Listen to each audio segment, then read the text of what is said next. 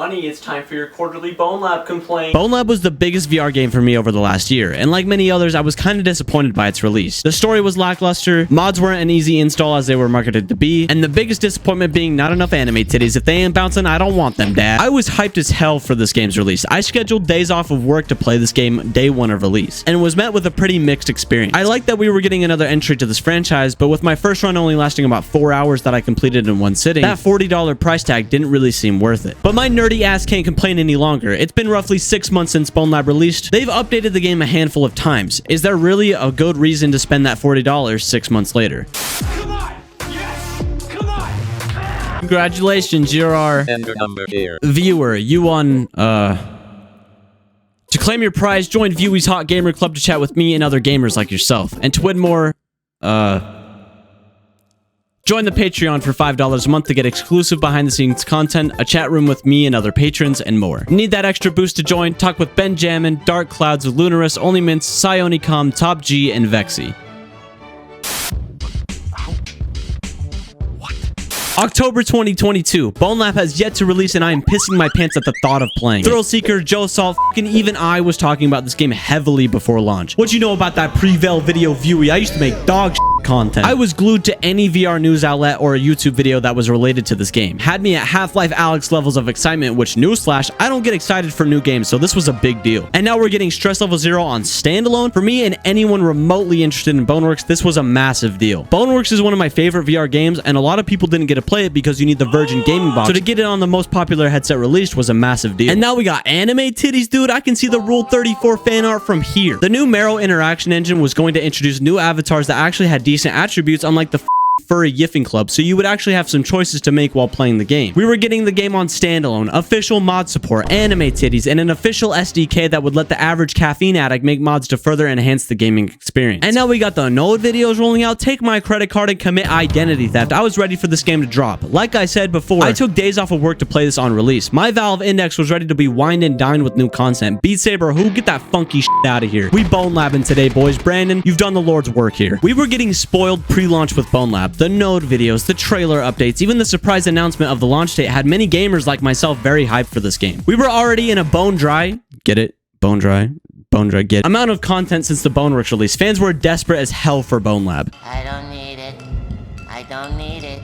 I definitely... And I know I'm not alone when I say I was ecstatic for Bonelab to release. Considering when it finally did release, it sold $1 million in the first hour alone on Quest 2 and roughly $250,000 on Steam. And we were all finally ready to see what Stress Level 0 had in store with their crazy, wacky void energy adventures and what would happen with Arthur Ford if he wasn't the main protagonist this time around. But then we got... Yeah, so like none of that happened. On release, Bonelab for me at least was kind of disappointing. I didn't really encounter too many bugs or glitches, but just the amount of content and style of content was drastically different to that of Boneworks. Boneworks was primarily a story game, but Brandon Latch said that Bonelab was focused on a multitude of different things all at once. It's not a bad thing. I didn't feel like I wanted a refund or that it wasn't a good game. It's not what I was expecting, babe. It's okay, but when your other title was primarily focused story game, but then switches to sandbox, just threw me off, babe. I won't go into any story-specific details, but for a $40 game, it's pretty short. On my first run in Boneworks, it took me around 8 hours to finish, which some would say is already pretty short. Bonelab took me half of that, and I did it the same day it came out.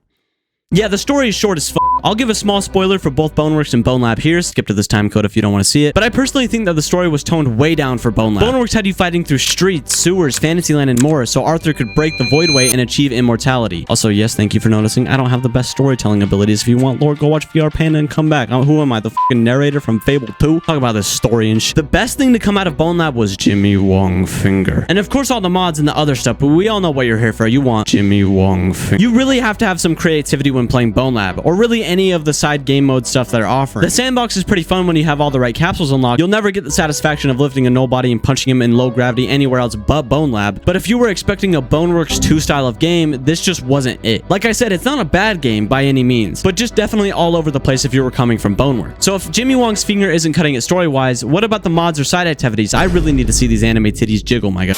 We're done when I say Now, as to not draw this out any longer than a vlogging YouTuber getting to the goddamn point, we're gonna be speedrunning this part of the video. Call me Eminem of VR, lyrical miracle type beat. One of the best side levels. Counts as attack trial, but we're not gonna focus on that. Run to the end of the level and kill the bad guys along the way. Fun fact, the enemies here are confirmed to be on the same side as our colored on mustache bozo over here. Moving on. The level hasn't changed much since launch. Probably because it's actually halfway of a decent map, with plenty of action to go along with it. Solid 8 out of 10. Sometimes the enemies are annoying and won't die, costing me more time, but that's just me. Ring, ring, ring into the radius call that wants its titular title back. Sprint Bridge has you sprinting on, you guessed it, and at launch it had basically no enemies and no real challenge other than some strategic thumb movement. Now has been fully decked out with enemies, a helicopter that will survey the area and take you down if you stand around too long, and overall it's just a better map now that it's been updated. Solid 7 out of 10, needs more animated. Into the Radius isn't the only one on the line. Boneworks called and wants its tech demo back. Magma Gate has you fighting as one of the best avatars in the game. The sheer strength of this avatar is overall just a joy to mess around with in the sandbox, but what's not fun is protecting a pillar in a timed manner with skeletons who shoot near insta-death fireballs at you with the Terminator great value iron golems wreaking havoc in the voidway. Nothing has really changed since launch. 6 out of 10, not bad, but not the best. Probably one of the most picked on levels in VR history. Moonbase as a sandbox map sounds like a good idea. A map on the moon with low gravity. Brandon really took one look at Gary's mod and said, "Our map now, Mr. Gary Newman. Thank you very much." At launch, this map did not wow pretty much anybody. People got lost, missed important key hints at the start, and overall just wasn't a good time. Since then, they've given us 2 maps, which I don't know why this one still exists, but we're moving past it. And even if you missed that, they've added jump pads to take you straight to the objective, and you thought I was joking when I said I beat this in an afternoon. 7 out of 10, solid updates, shouldn't be in the campaign. Oh yeah. Monogon Motorway gives you the light avatar that gives Pornhub a run for their money. Red's gonna have a field day with this one. It's a racetrack with a go-kart that you can operate yourself, and if you haven't tried vehicle movement in VR, don't. To be fair, this is probably some of the best freehand vehicle VR movement, so it's a solid effort that never needed to be updated. 8 out of 10 for creativity and somewhat decent vehicle movement.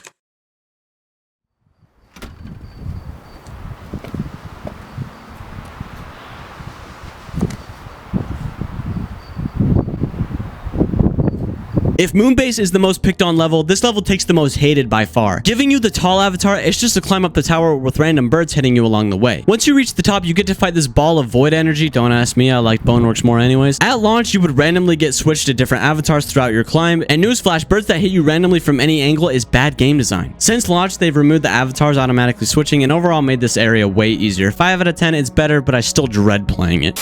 You don't know. You know why you don't know? Because you don't think. So obviously this game was released on the 12-year-old's delight, so what has changed from the game on the standalone release? Now obviously the graphics had to be turned down, this footage was recorded off the Quest 2 alone, and it's a clear visual downgrade compared to PC VR. Other than that, this game has no missing content, it even feels better in my opinion. Wait, what? Yeah, you heard me correctly, feels better? What do I mean by feels better? Bonelab on Quest 2 feels better because 1, this game was optimized for this little and 2, Bonelab is better on Quest 2 because there's nothing else like it on Quest 2. Sure, we have some side quest stuff like Physics Playground, but we don't have high-end PC VR titles like Half-Life Alyx, VR ports like No Man's Sky, and even its predecessor Boneworks. Bonelab shines on Quest 2 because the Quest 2 can't really run the best-made VR games like a PC can. I'm sure they could get Half-Life Alyx to run off this Facebook Marketplace dweller, but it wouldn't look anywhere near the same. Bonelab is a Quest 2 game, and we were just lucky to get a PC VR port. Again, I don't believe Bonelab is a bad game, especially when it can shine alone on the Quest 2, but when it's something that can actually take high-end VR, it just falls flat. Don't get me wrong, I get why developers are developing for the most popular headset of all time. I mean, obviously, why wouldn't you? But it's hard to succeed with PC VR if your older games are getting more attention than your new ones. Yeah, Mr. White. Yes, son. Well, what about mods? The whole story is basically just a setup for mod support, and a lot of the advertising was for mods, so 6 months later, how are the mods looking? Well, the Marrow SDK still isn't fully finished, 6 months after launch. Should have been a day one thing, but don't ask me, I don't mod games that often, so I'm just gonna let you take that as you will. The current mods that are available are accessible to the player with the mods corner on the hub, all easily accessible and downloadable. Although I will say that a search function is definitely needed in... Wait, what? You guys are seeing that too, right? Is that stinky, gross, and yucky Quest 2 footage? Well, I would show you the mods corner of PC VR, but unless you want to set up a repo or download each mod manually and put them into a mods folder one by one, you're stuck with absolutely no storefront with Bonelab on PC VR. Why isn't this a Steam Workshop feature? The Quest 2 version gets an easy and accessible mod menu to download mods, but us lowly PC VR users are stuck with mod folders and external websites to set up repos from. Oh, sorry, Zuck. I thought I would just use my preferred platform just to play some quick Bonelab. Oops, he metaversed his way over over to my house and broke my in. The mods themselves aren't bad either. I actually like playing with the mods in Bonelab and can get really cool shots like this. But I'm always just left wondering why, if I want more mods from the community, I have to dig through my hard drive in a sea of files or join a platform with the worst experience. Look, I get it. PC VR is already a niche crowd inside of a niche crowd, but to give Quest users a better experience is just, and not to sugarcoat it, a shitty move. I'm seriously confused why this wouldn't be ran through the Steam Workshop. Most PC VR users are already using that platform anyways. Would it be that hard to let us use the software that we're already using? I know I just went off there for a second, and I only critique Bonelab so hard because I do genuinely enjoy Bonelab and Boneworks and want them to succeed in every way possible. Brandon, anybody from Stress Level 0, if you're watching this, don't take this personally. You're all 10 times more talented than a gamer goblin boy from Mormonville who takes 48 hours to edit sometimes. I just want to see the game succeed. Maybe when Project 5 comes out, we'll all get our wishes of visiting Arthur in the Void away.